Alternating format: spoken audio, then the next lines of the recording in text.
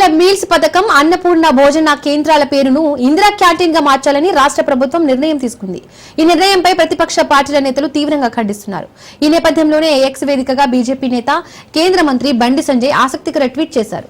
తెలంగాణ కాంగ్రెస్ మార్పుకు హామీ ఇచ్చిందని, కానీ 18 నెలల్లో అది చేసింది కేవలం పేరు మార్పు మాత్రమే అని విమర్శించారు.